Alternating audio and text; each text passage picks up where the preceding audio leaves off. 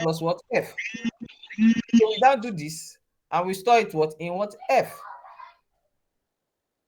Are you seeing it? So there's still one more step which I mentioned before, which is add. Now, in this case, now we are going to add what? A. So we are going to do T, A. Remember that this is our T, and all this value of T is now going to be stored in what? A. So this is what TTA will now equals all this plus A. So the whole value here now will be, total will now be what? A. Are you getting it now? Total will be what? A.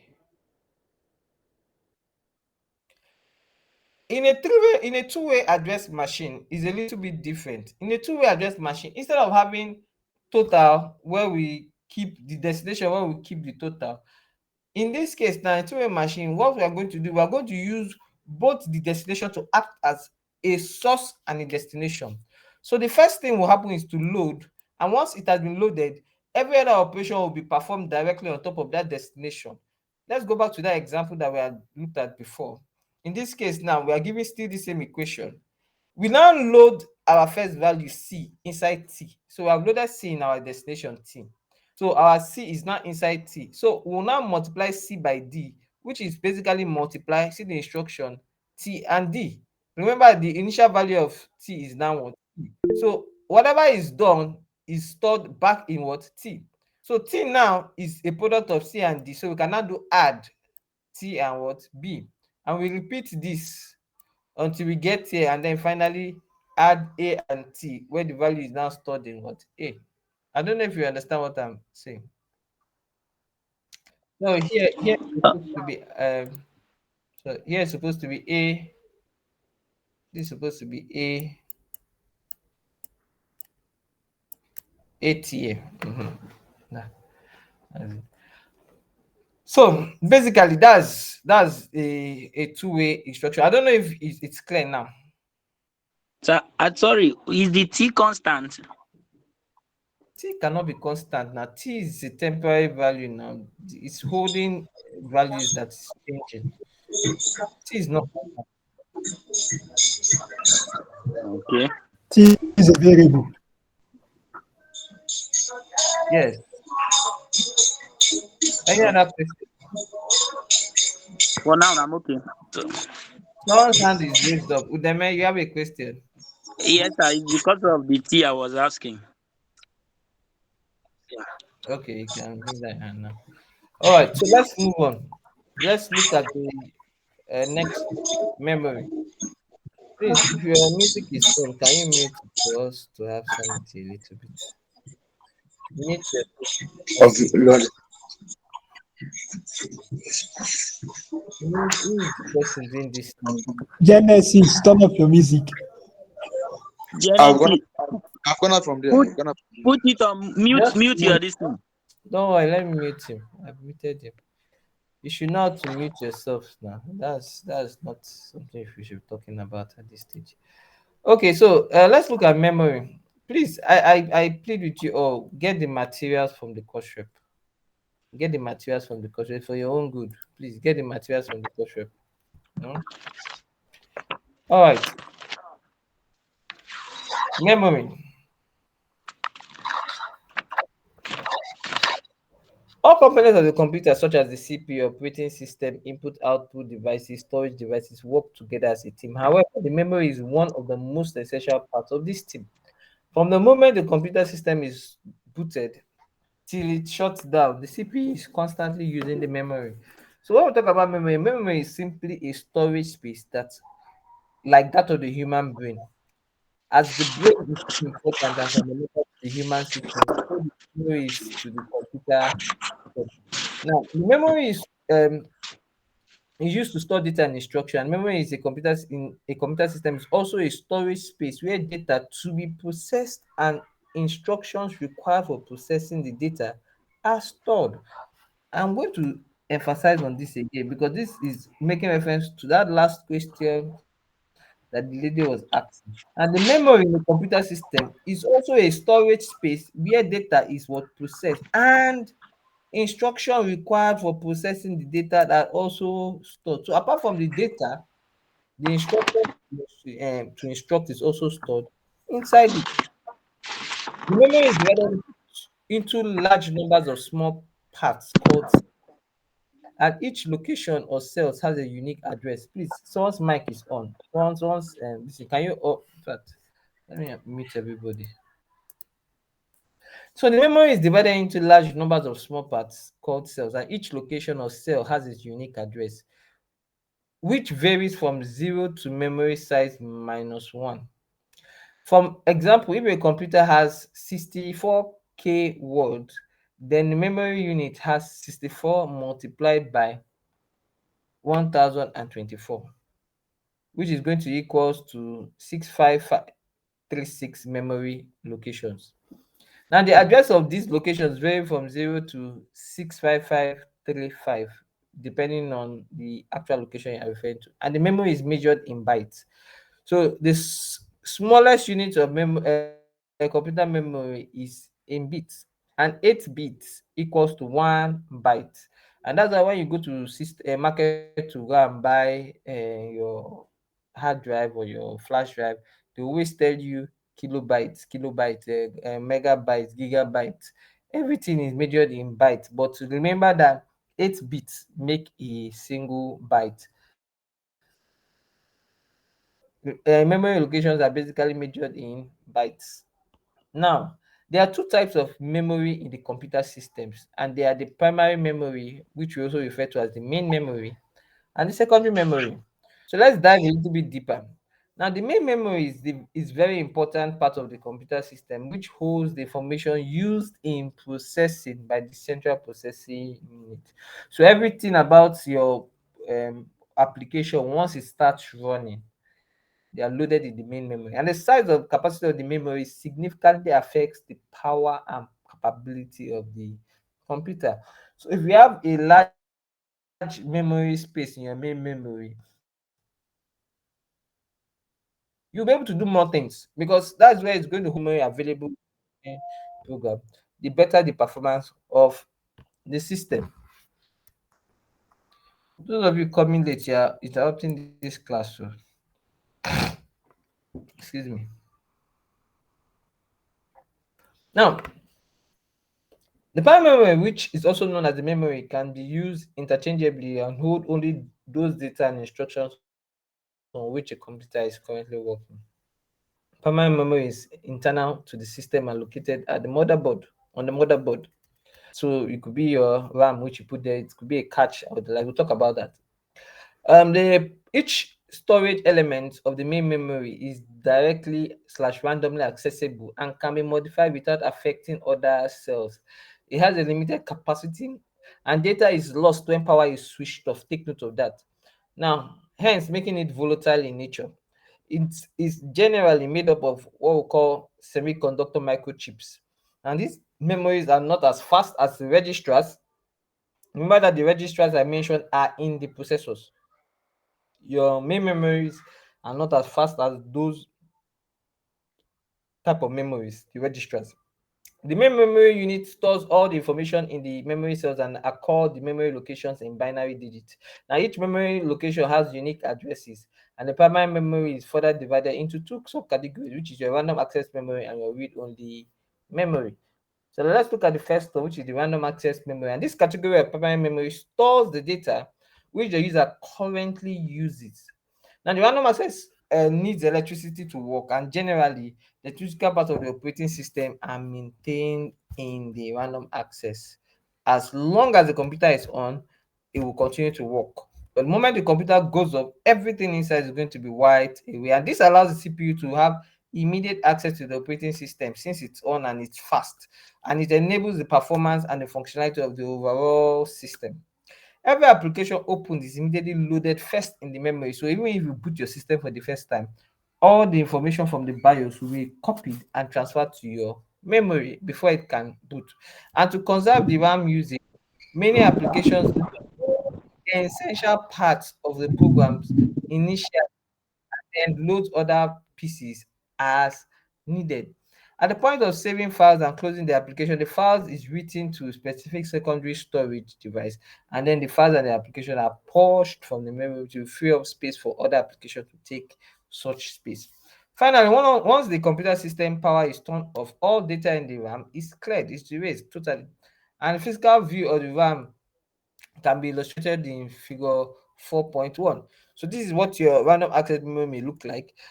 These longer ones are older types, which you normally will see in some old DD. This DDR1, and then this one should be, I think, DDR2 or DDR3.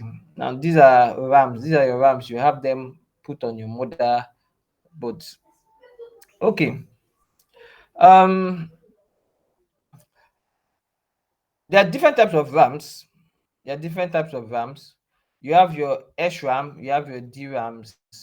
SRAMs are your static RAMs, and it refers to the fact that the main memory retains its content as long as the power is supplied.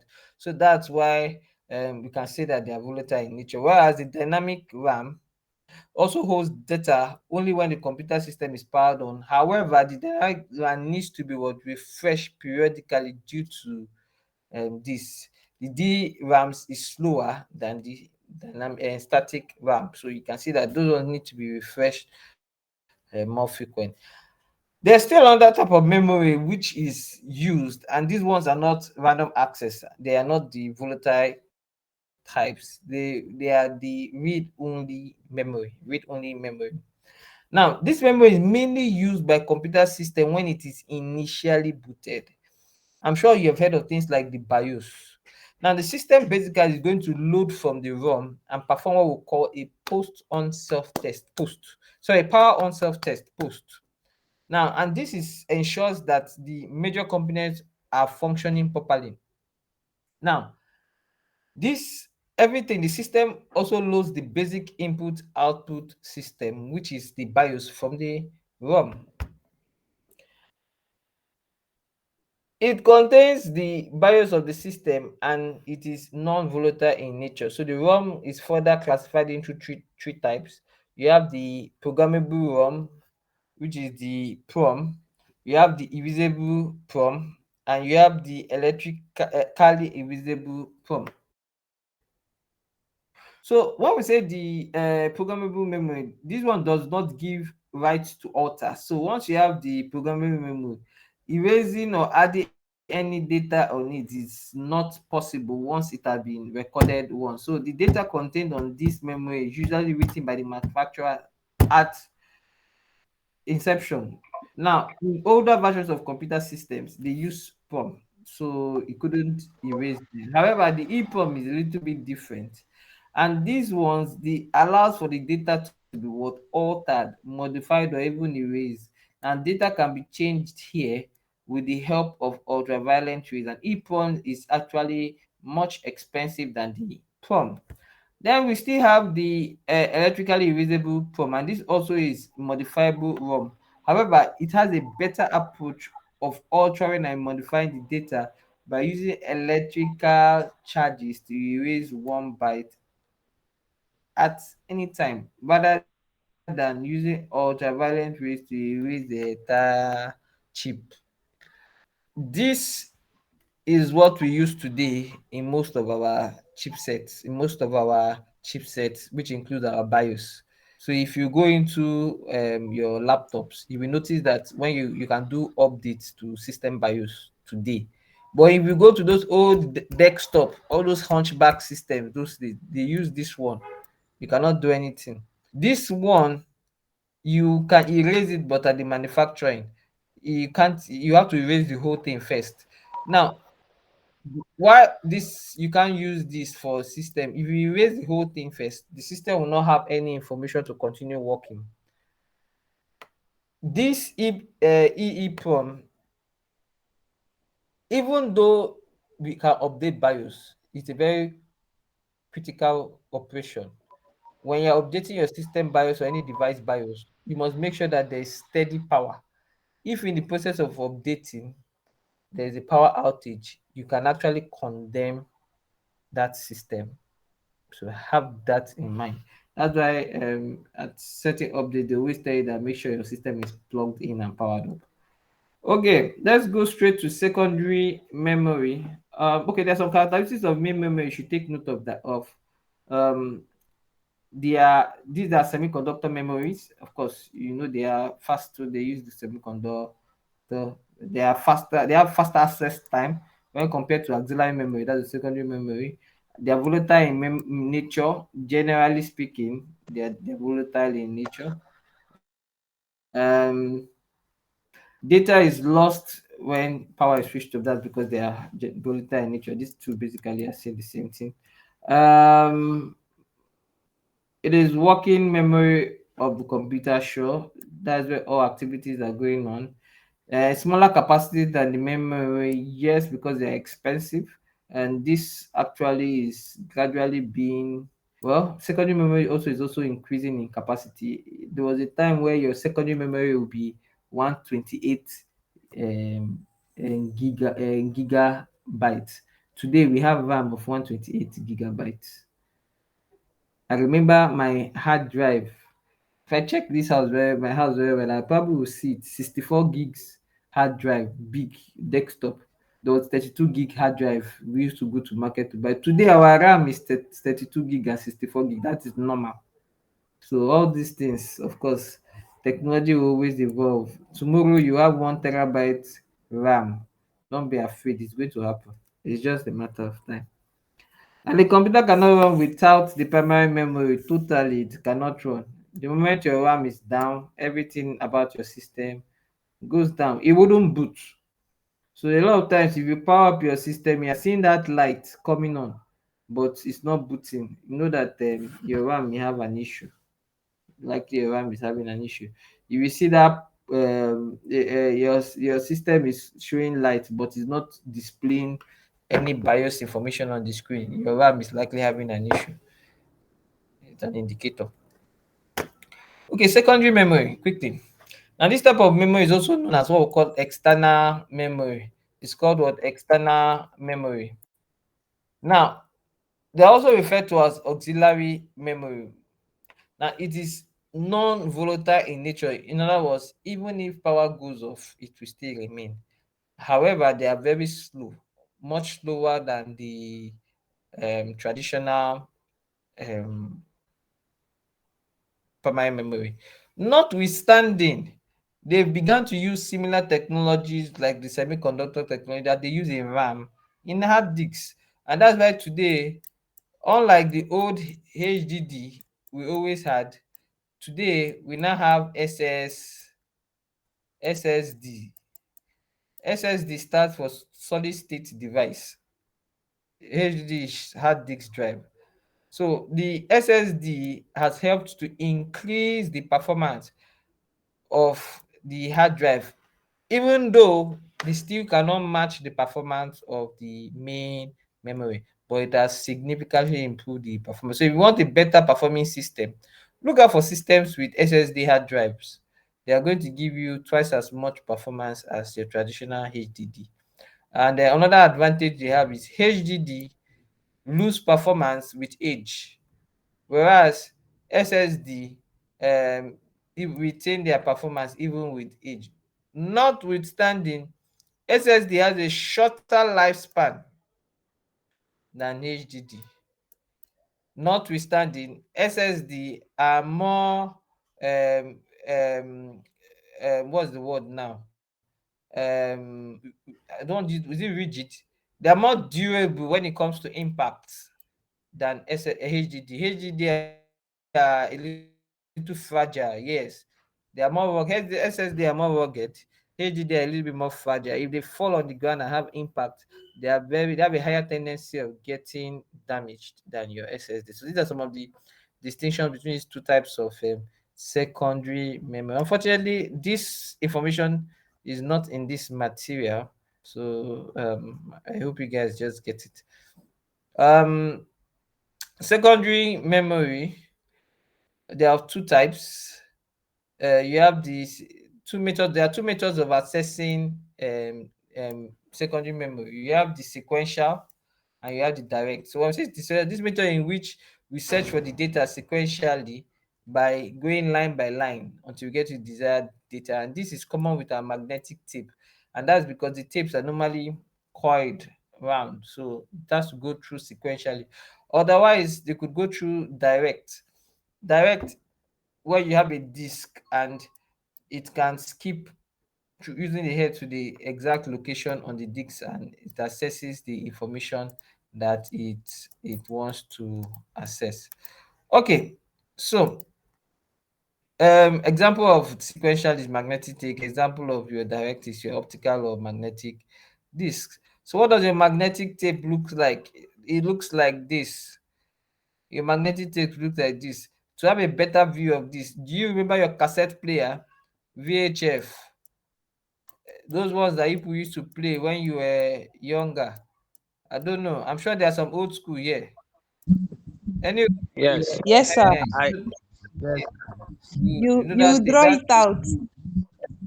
I would draw the tape. No need to draw it. People should Google it. uh So those tapes fall under these categories. They actually use they use it to do they really still use it till today? I know that and I don't think they still use it like that today because they have I'm not sure they are not. They are not using it. no what I'm No saying. longer in So use. as at no, listen to me. I suspect they may still be using it today. And the reason why I say so is because there are some advantages these tapes have over the others. Now, let me give you one of the advantage. They are very durable. Now, Okay. Some microphones still use that. microphones. Yes, Well, I don't know, but they do. these magnetic tips, Microphone does not use it. these magnetic tips, in the computer system. I mean, I'm talking in respect to the computer. Eh, Oh, many oh. years back in the server room to back up our data. So anytime I was in the server room, I needed to back up data. We used magnetic tapes. Now the reason why we did that was because magnetic tapes were very durable and they could store a very huge capacity. As at that time, space was not as you couldn't just get 1 gig like that, but you could actually find 1 gig magnetic tape because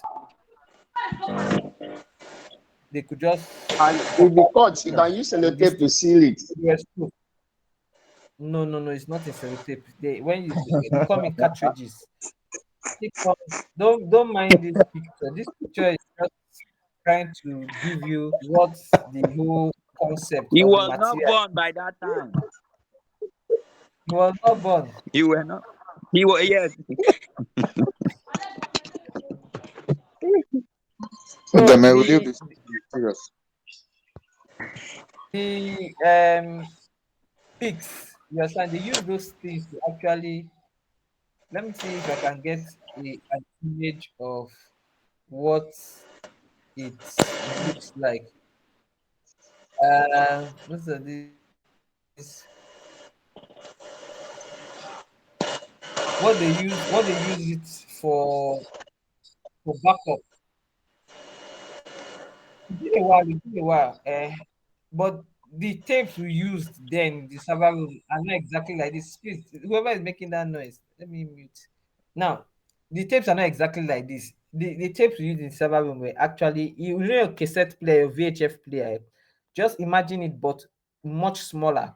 It was much smaller. It was bigger than your music cassette, but it was smaller than your VHF cassette. However, the roll inside, the roll inside was bigger.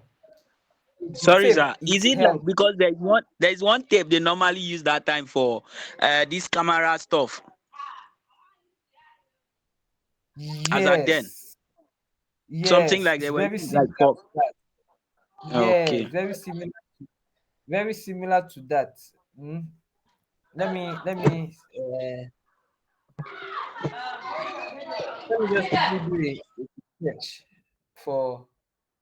Yes, I've seen it. I've seen one. I've seen one. Just yeah, I just saw one.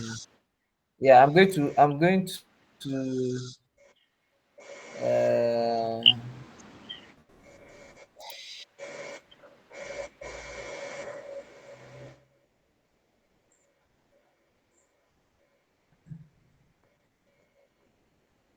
okay, let me see if I can share this window so you can see what I'm talking about a little bit more.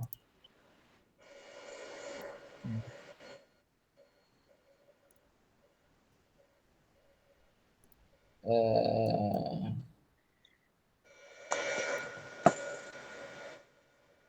okay, can you see my window? Can you see this Yes, sir. window? Yes, sir. We can, we can see. Okay. So this is what the tape looks like. This is what the tape looks like. So this tape you see here now is actually a backup tape. It's a magnetic tape, but they use these tapes in the computer. So you see, it looks small, but it's actually thick. The whole bulk of this inside this is just the tape. And you understand? And they could actually hold a good amount of capacity in them. They are relatively cheaper, way much cheaper. They last very long. You understand? They last much longer than your magnetic tape, and they don't damage. You understand? Your magnetic tape have a challenge. The magnetic heads can wear out. So over time, they get slower, they lose performance, and they eventually die. You see, it's a challenge. Your SSD, the challenge you have with SSD is each time you read and write on top of it, it kills the lifespan on it. So they have a read and write lifespan. So the more you read and write on it, and they are quite much more expensive than these options. Okay, let's go back to our material. All right, so um, we've talked about the magnetic tape. We also have the floppy disks. You all know the floppy disks. These were developed in the early. I remember these floppy disks, and then it was Baba. I didn't get to use this one, 15 and a quarter inch floppy disks, mini flop. I never used this. These were much older, but I saw it. I actually met it. I had a system. One of the systems, in fact, the first system they dashed me. That system was very old. He used the 15 and a half inch floppy disks. It was crazy. I couldn't use it to do anything as at the time when I got it. Anyway, when I started using system, this was the Baba in the market. I remember the day flash drive came out. Man, when I bought my 64, in fact, it was 32 gigs that everybody was using. 32 MB. Did I say 32 gigs? 32 megabytes flash drive was what everybody was buying then when it entered market. So I finally got 64 bits flash drive. I had to hang it around my neck. You needed to see me. When you see you, what's the size? 64 MB. Everybody will shout, "Yeah! Are you serious, man?" You feel like a big boy. Just like you're holding iPhone. You know that kind of feeling. Hmm? Because in those days, floppy disk was the baba. It's very small. They don't have capacity. They just did as slow as 512, no, 3 MB, about 3 point something MB. That was the capacity of the floppy disks. Okay, there are different types of it. Yeah, they had the um, single sided and you had the double sided, um, double density or the high density. So it all depended on what you were doing. At the end of the day, this is what your floppy disks look like. For those of you that made floppy disks, this is what floppy disks look like.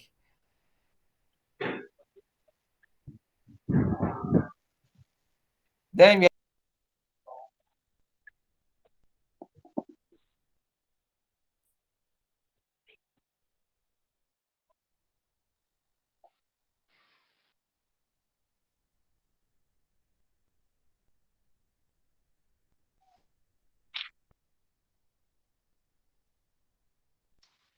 Looks like a biscuit. hard disk drive. I've talked about which include your CD-ROM, read write. All these are types of CD. I'm sure you guys have seen this before. You've seen Yes, sir. this picture before. Yeah, this is your CD-ROM. You still use some old schools still use it. Eh? But new Compact disc. system laptops don't even come with CD-ROM.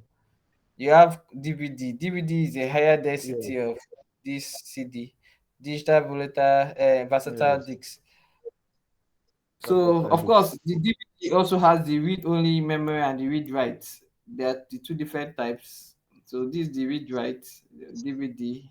They have their advantages, disadvantages. Read up all this. Read up all this. I'm not going to dwell on all this. These are things that you can easily read and take note of. All right. So where we are going to end the class is the memory cycle. Memory cycle. I know I'm taking your time. Do you want me to end here because this memory cycle will take me another 30 minutes to explain.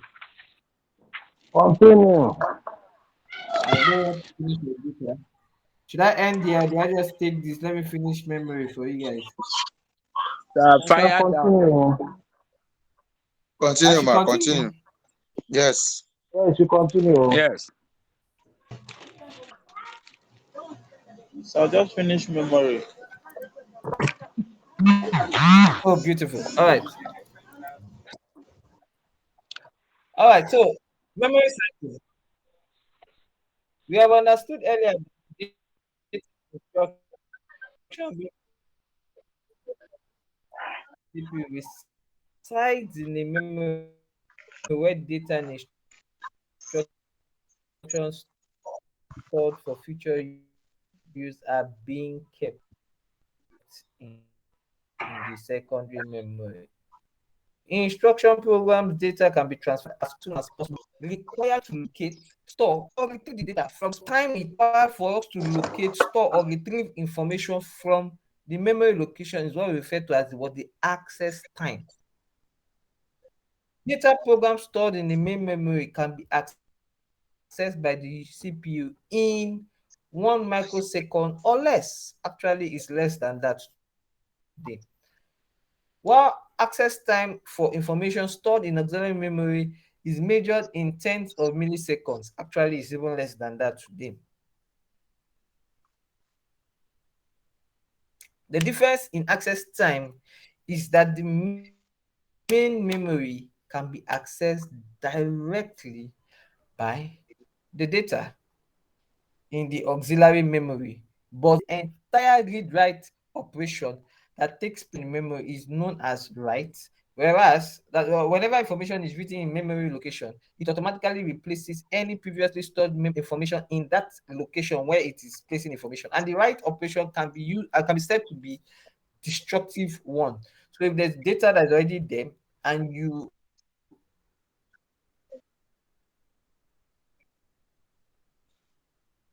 write anything on top of it, of course you are going to overwrite what was there before. On the other hand, retrieving information from the main memory is known as reading, and the read operation is not destructive content that exists in memory address location. Hence, data can be safely read from memory as often as needed, but to the memory. So the read memory cycle. Now, this cycle begins with the processor's request for information from the main memory. It is carried out in several steps. So, step one, the main memory will receive memory address of the location we read from the processor and a control signal requesting a read action. The address is placed in the memory address register. Now the location selects the circuit, then it comes into play, decoding the content of the address register to determine the coordinates of the reference location. And the control sends a busy signal to the processor and maintains the signal until the memory cycle is complete. Now, it continues. Once the coordinates of the selected location has been determined, so it now knows where it is going to pick the information from, the appropriate wires receiving half of the current needed to magnetize a core to zero, and the core is the selected location, are all set towards zero. Now, once they are set to zero, they induce the current on the sense wire, and these currents are now carried through the sense wire to the read and write circuit. So the read and write circuit sets the memory buffer registrar to the value of the referred location using the sense wire. Now, each wire with its induced current results in a 1 in the buffer register. Otherwise, it results in a zeros. As information moves from the buffer register to the memory, the read write circuit sends the inhibit current down the wire that corresponds to the zeros in the one buffer register. The currents are then reversed, and selected bits that have not been inhibited are then restored to the ones. At the end of the control circuit sends down a signal to the processor, and thus indicating that the completion of the read memory cycle. So let me just quickly explain. So at this point now, the system basically is going to request for the memory. So it's going to send the signals through the line. Now it's going to, of course, going to charge the line based on the pattern of the signals, based on the memory reference that is being stored. Now, each time a data is going to be accessed, the memory location where that data is going to pick its form is going to be existing in memory.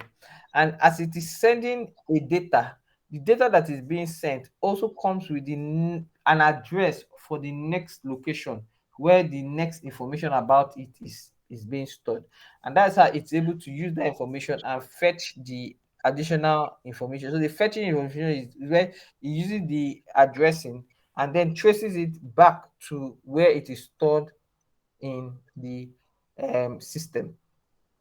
So the write memory cycle. Now this cycle begins with the processor sends information to the main memory for it to be stored. The write memory cycle is similar to the read cycle, but it differs a bit in some critical points.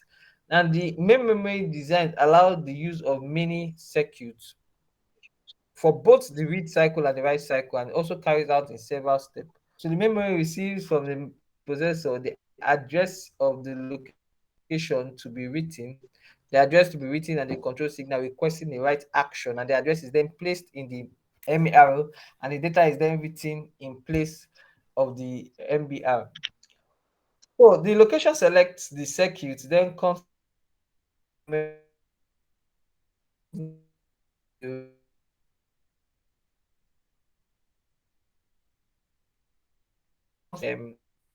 in where as done in the read process, in the read cycle, to the processor, and it maintains the signal until that cycle is complete so that there's no interruption while it is doing the write as well.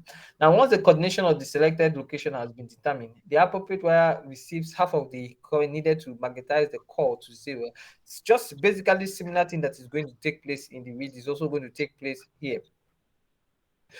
So in step 5, the read-write circuit at this point is the write memory cycle, ignores the information in the sense wire because data is to be written and not to be read. Now, with all locations being set to zero, the read-write circuit then sends the inhibitor current down the wire and the corresponding zero bits to the MBR. Now the currents are then reversed, and the selected bits are then that have not been inhibited are then restored to one, thus writing the data on top of the memory. Finally, the control sends the done signal back to the processor that the data has been written successfully. So you have the reading, you have the writing. However, there are different categories of memories that exist in the system. So this refers to what we call the memory hierarchy. Now, the pioneer of digital computer saw the need for organizing the memory subsystem in a computer as a hierarchy, where an individual level has a larger capacity and a slower speed than its precedent level. The idea behind memory hierarchy is based on the principle of locality or otherwise known as locality of reference. So let's talk about the locality principle of locality. Memory is being accessed for two reasons, which are to read instructions or to read slash write the data. Now, memory is not uniformly accessed as the addresses. Uniformly assessed. Yes, it's not uniformly assessed as addresses in some regions are more frequently accessed than others. The principle of locality is a term for phenomena in which related storage locations are frequently accessed depending on the memory access pattern. So the principle of two type of reference locality are: one, temporary locality, and then you have the spatial locality. Also, temporary locality, this refers to the use of specific data or resources within a relatively short duration of time. Temporary locality can be seen as a special case spatial locality when the prospective location is identical to the present location. Whereas for the spatial locality, this refers to the use of data and resources within relatively close storage location.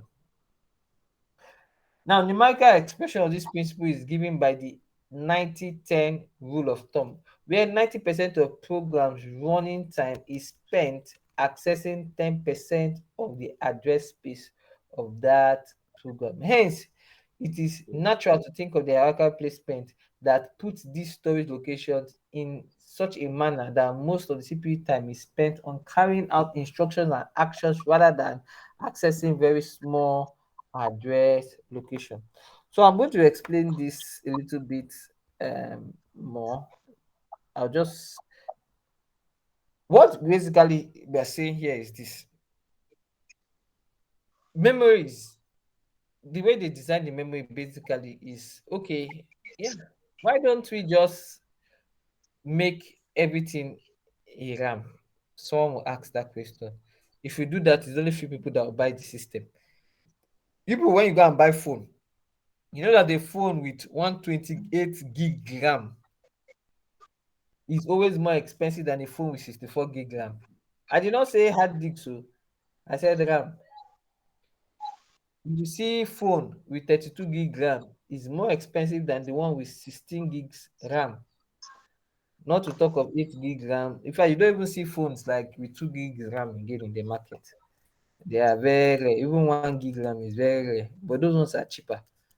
If you have a phone with 2 gig RAM, every time they'll be complaining the phone is slow, it's slow. Why? Because the operating systems we have today are heavier and they cannot perform on those low RAM speed.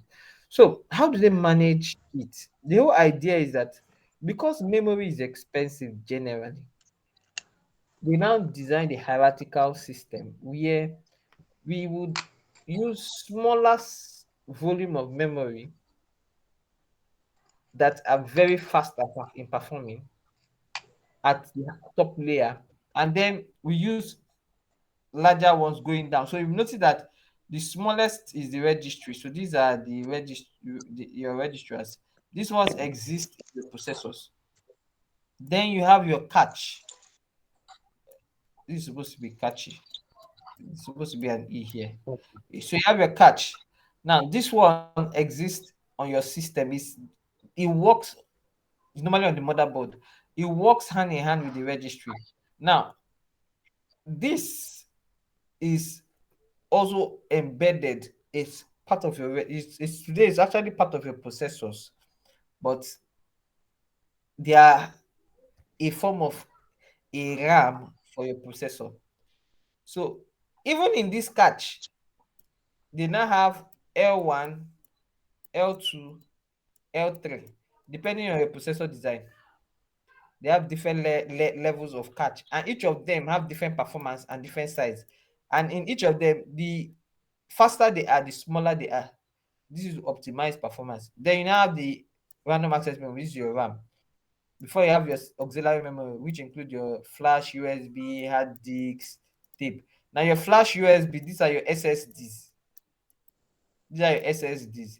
This one is your HDD. This is your HDD. And this is your magnetic tape. Remember the magnetic tape I told you about, used for backup. So these are typically used for backup. This is for Mm. general storage. This is for application access. This generally they are used for your RAM. This is used by the processor. So in this hierarchy, the faster performing memories are used first. They say they use a 90-10 rule. And what this rule is all about is that in every program you are developing, you are not going to use 100% of the program at the same time. It's only about 10% of the program that is always actively used. The remaining 90% are not as actively used. So what happens is that it is those 10% that will first be loaded in the memory. That's in your random access memory, that 10% that is actively used. The remaining 90 will be stored. Of course, if your system uses an SSD, you can use an SSD. But the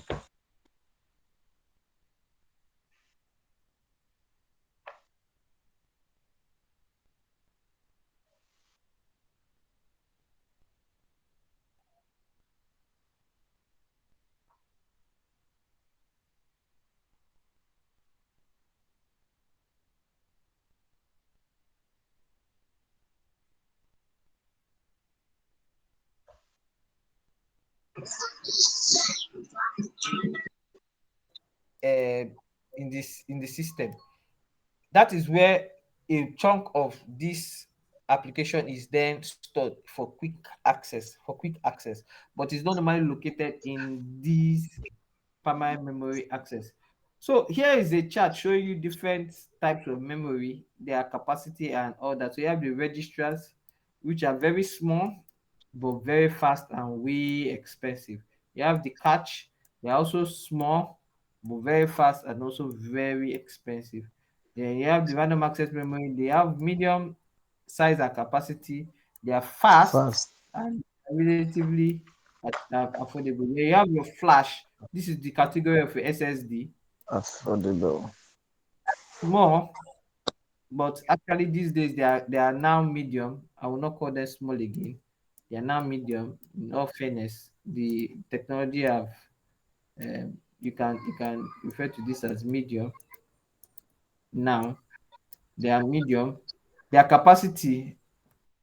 Sorry. This size. This size. Okay, yeah. The size. They are still small, still small, depending on what they are looking at. They are still small, yeah, but their capacity, they are larger. They are large. Just say they are large. Yes, their speed, they are slow, but not that slow. We can. There's nothing. There's no level that is fast, that is indicating between fast and slow. So we just keep them as slow because they are not as fast as your random access memory, but they are traditionally faster than your flash, your hard drives, and they are cheap. However, your HDDs, they are way cheaper. They are way cheaper. They are slow. They are very large because they take way more space. And in fact, your flash drives are becoming very large these days. They're actually becoming very large these days. Then yeah, I've seen SSD of 1 terabyte. 1 terabyte. I've even seen SSD of 2 terabytes. What am I saying? I've seen SSD of 2 terabytes. Yes. Then you have your magnetic tapes. As I said, they are used mainly for backups. They are used mainly for backups. The They are backups. actually very large. Yes, very. They are very very large in capacity. They are also large in size. They are very very slow. I can tell you for a fact. When we want to back up, it takes 1 day to do backup. I'm telling you, it can be slow because it's going to be rolling the tapes once more and restoring everything, but it has capacity. But they're very affordable. When they back up in cartridges, you just load them and they go. So there is what we call the costs. We call the costs. Excuse me. So the cost of a memory hierarchy can be computed if we know the price per bit and the capacity of each level in the hierarchy. So the average cost per bit is given by the price per bit multiplied by the capacity. So you multiply this for each level. So this is for level 1, level 2, level 3, all the levels, you put them together, then you get the cost. And then from there you can compute the average cost there. When we say the heat rate is a fraction of the memory access that hits and miss rate is a fraction of the memory access that misses. So the relationship basically is the miss rate is equals to 1 minus the hit rate. So what do we mean by a hit rate? When we say a hit is, remember this is the memory. This is the memory. When the system wants to do compute something, it will first check, is it in the RAM? If it's in the RAM, it picks it and it's a hit. But if it checks the RAM and it doesn't see what it's looking for in the RAM, it's a miss. It goes to the next level. Of course, it's not all system that has all the various levels here. It all depends. This is just showing you their performance level, but some systems may not have flash level. Some may not have a catch 1, 2, 3 and all that. So if it doesn't see it, it goes to the next level to check. Now, when it checks here and it doesn't see it, the fact that it has to go to the next level, this is a miss. Going here now, there's a penalty. There's a cost. You have to pay a cost of going from one point to the next point because time is going to go. It's going to lose that time, and there's a penalty. So that brings us to what we refer to as the cost. no, not the cost, the average memory access time. So the average memory access time is the hit time plus the miss rate multiplied by the miss penalty. Remember that the miss rate is a fraction of the miss rate is what? 1 minus what? The hit rate. 1 minus the rate is your miss rate. So your average memory access time is your hit time plus your miss rate multiplied by the miss penalty. Because each time there's a miss, there's a penalty for missing it. That penalty is the time it takes for you to move from the level it has missed to the next level in the memory.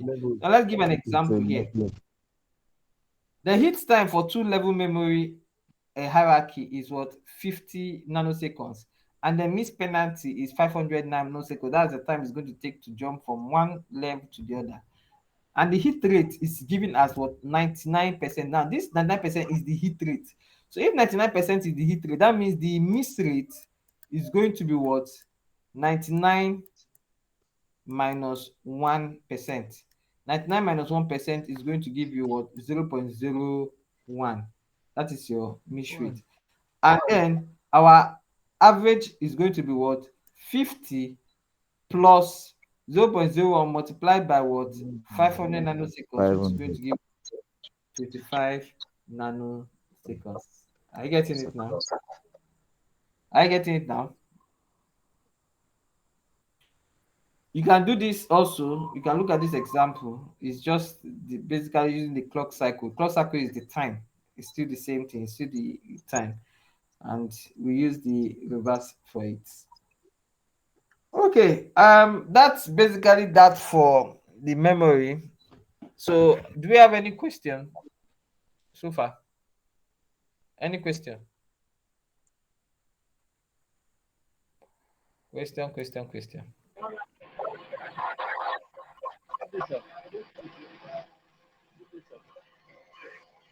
I can hear you. Go ahead. Calculation aspect. I don't actually get it. Don't know that you can repeat. I'm not understanding you. Yes, you calculated this miss rate. Uh-huh. I don't know whether you can repeat what you said.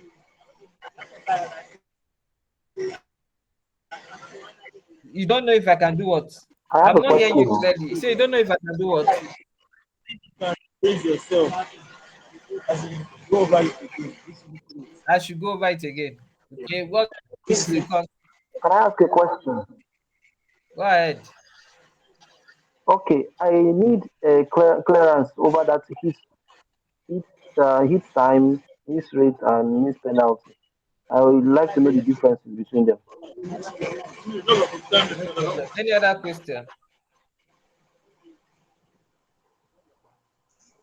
Any other question? All right, let me explain. Let me explain again. Do you remember I talked about this in this when I was talking about this diagram? Eh? I remember. Okay. Yes, sir. I remember I told you there's an 10% rule. You cannot put everything. You can't load an entire program and just load everything in RAM. The reason is simple. Okay, sir. Your computer system does not only run one program. You have your operating system. Your operating system works with different programs. You have your antivirus that will be running. You have your Windows that will be running. You have your Office application that you may launch and will be running. You have your web browser that you launch and will be running. Some people will also be listening to music while everything is running. In the same system, you have other operations that are running at the background. In fact, if you launch Task Manager, you can see a whole bunch of processes going on the system. Yes or no? You're right.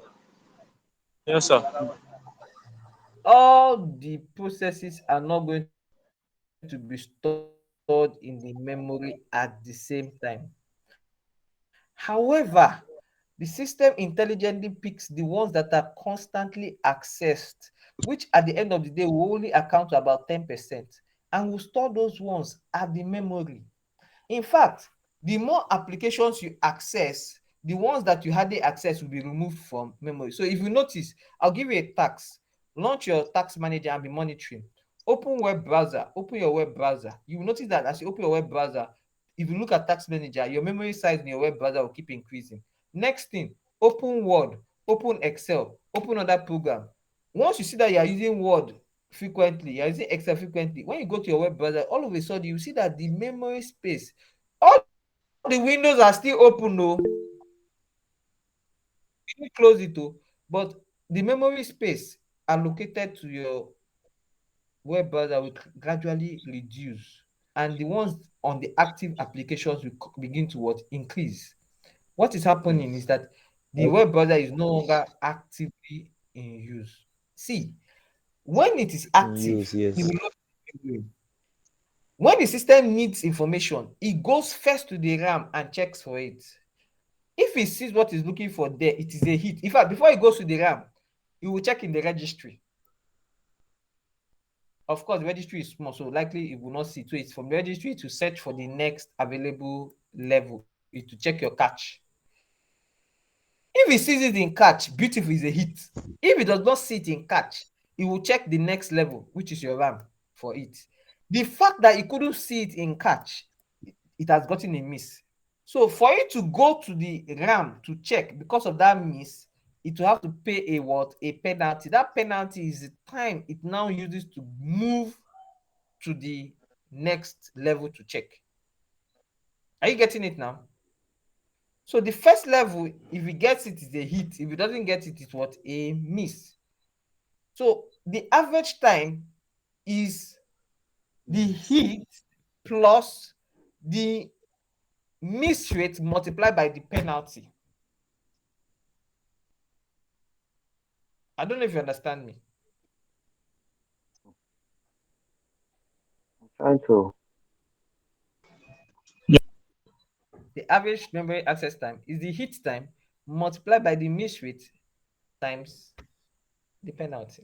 The penalty is the time it takes to move from one level to the next level. I don't know. Read the Level. material, you get clarity. Please, if you have not gotten the material, do so. It's very important. If not, you guys are going to find it difficult to pass this course. Honestly, from what I'm seeing, it's your just do yourself a favor. Honestly, do yourself a favor. is actually going to help you. So far, the list, only 8 persons have the materials, and in my class right now, I'm seeing about 20 persons. Okay, they are now 11. Some people have dropped out of the class. Yeah. So I wish you guys all the best. And if there's no other question, I need to end now. It's 7 already. Okay, sir. Thank you, ma. Okay. Thank you very much. Have a Thank nice you. week. Thank you, Thank you, sir. sir. Thank you, sir. Thank you, Thank sir. you, Thank you. sir. Thank you, sir.